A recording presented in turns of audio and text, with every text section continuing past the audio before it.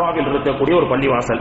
உலகத்துல ஆதிபிதா ஆதம் அவர்களுக்கும் ஹவ்வா அவர்களுக்கும் முதலில் திருமணம் முடிக்கப்பட்ட இடம். ஹலாலாக்குன அல்லாஹ்.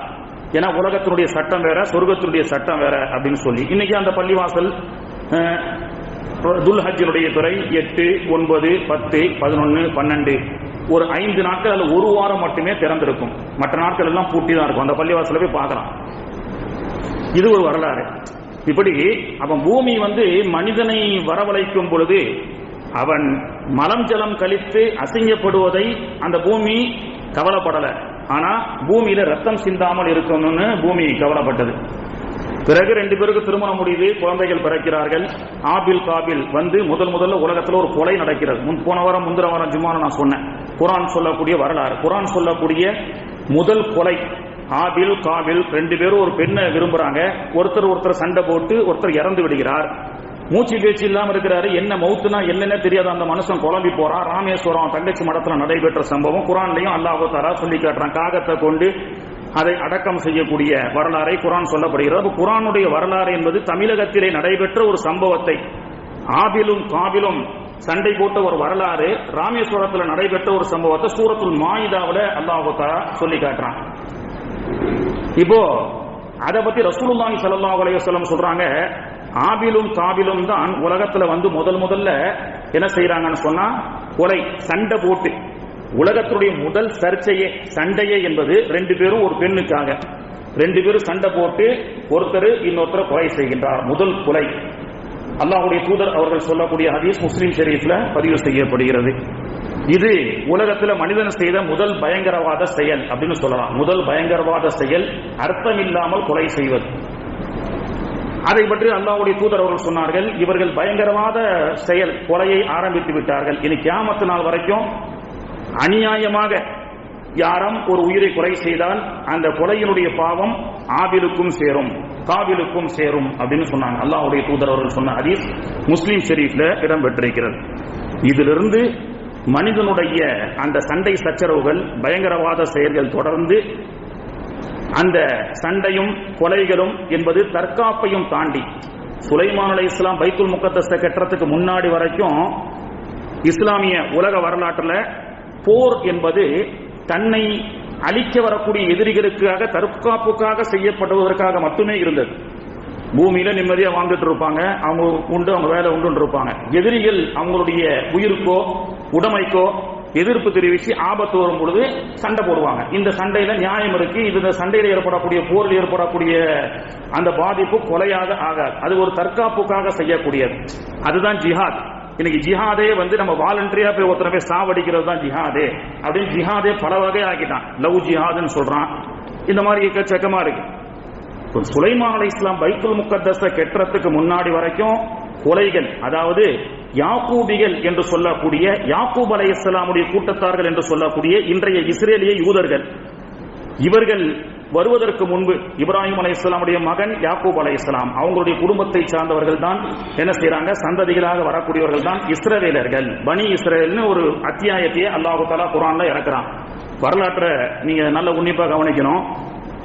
அப்போ இந்த இஸ்ரவேலர்கள் என்னைக்கு இந்த உலகத்தில் வந்தாங்களோ இவங்க தான் வன்முறையையும் பயங்கரவாதத்தையும் காரணம் இல்லாமல் செய்தார்கள். கொலைகள், கொள்ளைகள், அழிச்சாட்டியங்கள் அதிகமாக செய்தார்கள். முந்தைய காலத்தில் பைத்துல் முகத்தஸை உலகத்திலேயே மையமாக வைத்து சுலைமான் அலைஹிஸ்ஸலாம் அவர்கள் உலகமெங்கும் ஆட்சி செய்கிறார்கள். வரலாறை பற்றி அல்லாஹ் குர்ஆன்ல சொல்றான்.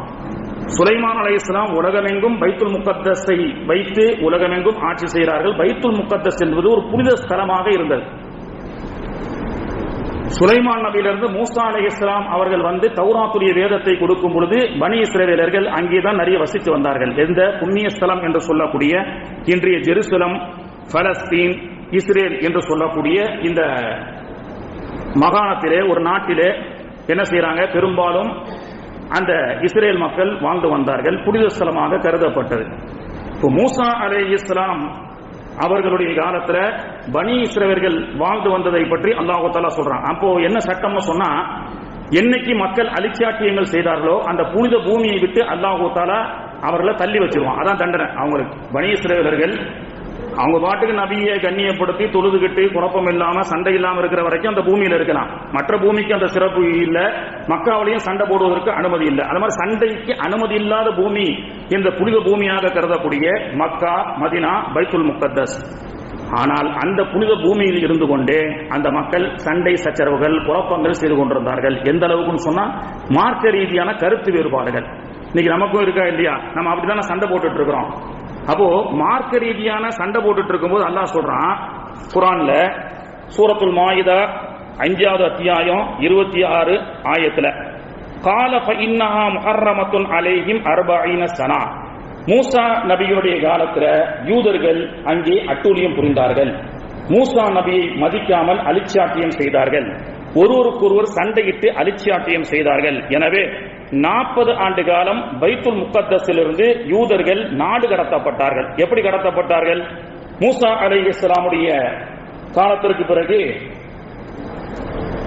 புக்த் நசர் என்று சொல்லக்கூடிய, நபுகத் நசர் என்று சொல்லக்கூடிய, பைபிளில் சொல்லக்கூடிய ஒரு வீரமிக்க ஒரு கூட்டம் புக்த் நசருடைய ஆட்சிகளம் சூரத்துல் கஹ்ஃப்ல அல்லாஹ் தஆலா சொல்லி காட்டுவான். அவங்க என்ன செய்யறாங்க? இந்த அலிச்சாட்டியம் செய்யக்கூடிய மனிதர்களை பற்றி அல்லாஹ் தஆலா சொல்றான், இஸ்ரேல் சந்ததிகளுக்கு யூதர்களுக்கு 2 முறை குழப்பம் விளைவித்தார்கள். அந்த 2 முறையும் அவர்களை அலிச்சாட்டியம் செய்து அந்த பூமியிலிருந்து நான் அப்புறப்படுத்தணும். எப்படி அப்புறப்படுத்தணும்? அவர்களுக்கு எதிராக வலிமை மிக்க அடியார்களை அவர்களுக்கு எதிராக திசையை நாங்கள் எடுத்து அவர்களுடைய வீடுகளிலே புகுந்து அவர்கள் வழக்கஸ்தலங்களை எல்லாம் இடித்து தரமட்டமாக்கி அவங்களை நாடு கடத்தினான் அல்லாஹ். ஃபர்ஸ்ட் பைத்துல் முகத்தஸ், சுலைமான் அலைஹிஸ்ஸலாமுடைய பைத்துல் முகத்தஸ் இடிக்கப்படுகிறது. புக்த் நசருடைய ஆட்சியினுடைய கொடூரர்கள் என்ன செய்யறாங்க? அல்லாஹ் ஏற்படுத்துறது ஆட்சியாளர்கள், கொடுமையான ஆட்சியாளர்களை அந்த படையை அல்லாஹ் தஆலா அனுப்பி பைத்துல் முகத்தஸ் என்ற அந்த புனித ஸ்தலத்துல நீ அநியாயம் பண்ணிட்டு இருக்கிற. இன்னைக்கும் மக்கால அநியாயம் பண்ணிட்டு இருக்கானா இல்லையா? மக்கா மதீனாவை விட்டுட்டு ரியாதுல செரமோனி ப்ரோக்ராம் வைக்கிறான். அதை பத்தி ரசூலுல்லாஹ் என்ன சொன்னாங்க அடுத்த வாரம் நம்ம பேசுவோம். இப்போ பைத்துல் முகத்தஸ் புனித ஸ்தலத்துல இவங்க அநியாயம் செஞ்சிருக்கக்கூடிய இஸ்ரேலர்களை எல்லாம் அல்லாஹ் தஆலா என்ன செஞ்சான்? புக்த் நசர் என்ற கடும் ஆட்சியாளர்களை கொண்டு வரவழைத்து வீடு பள்ளி சுலைமான் அலைஹிஸ்ஸலாம் கட்டி எல்லா பள்ளிவாசலையும் இடிச்சு தரமாக்கிட்டு எல்லாத்தையும் பிடிச்சி நாடு கடத்தி ஈராக்கு கொண்டு போயிட்டாங்க. இஸ்ரேலர்களை நாடு கடத்தி ஈராக்கு கொண்டு செல்லப்பட்டது. அதை பற்றி பைபிளும் சொல்லி காட்டுகிறது. பைபிள்ல புலம்பல் என்ற அத்தியாயத்துல த ஹோல் ஜூதியன் ஜீவ்ஸ் சொல்றாங்க. யூதர்கள் நம்ம யூதர்கள் சொல்றோம். குர்ஆன்ல யகூதின்னு சொல்லப்படுது, இங்கிலீஷ்ல ஜெவ்ஸ் அப்படின்னு சொல்லப்படுது. அப்போ இந்த இவர்கள் எல்லாம் நாடு கடத்தப்பட்டு எங்க செய்யறாங்க? ஈராக்ல சிறையில் அடைக்கப்படுகிறார்கள். இந்த புனித பூமியில் அட்டூழியம் புரிந்த காரணத்தினால the whole Judean country outside everyone was driven out of the town and exiled in Iraq. பைபிளுடைய பழைய புலம்பல் என்ற அத்தியாயத்தினுடைய 11-12 பதிவு செய்யப்படுகிறது. கிறிஸ்தவ பைபிளும் இதை பற்றி பேசுகிறது. அவங்க எல்லாம் நாடு கடத்தப்பட்டாங்க.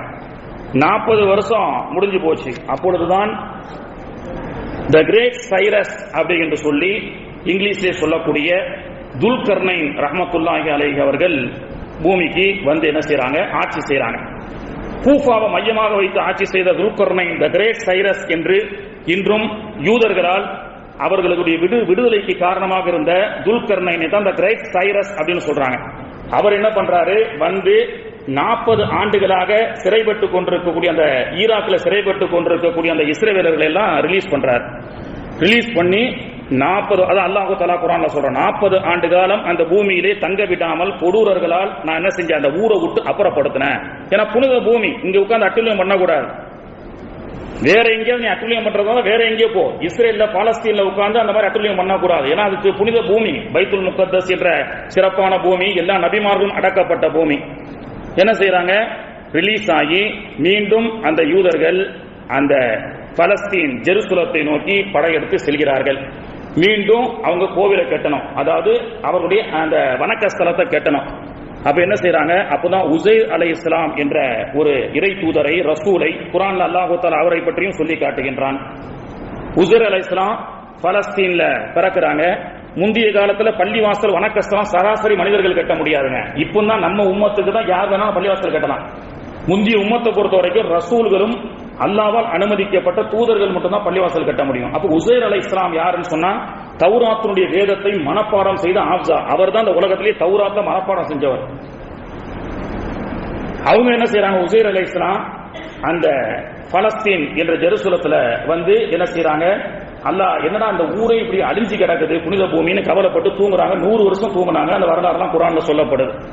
இந்த 40 ஆண்டுகளுக்கு பிறகு ரிலீஸ் ஆகி ஈராக்ல இருந்து அந்த யூதர்கள் மீண்டும் அந்த ஜெருசலத்துக்கு வராங்க. வரும்பொழுது உசைர் அலைஹிஸ்ஸலாம் பார்க்கறாங்க.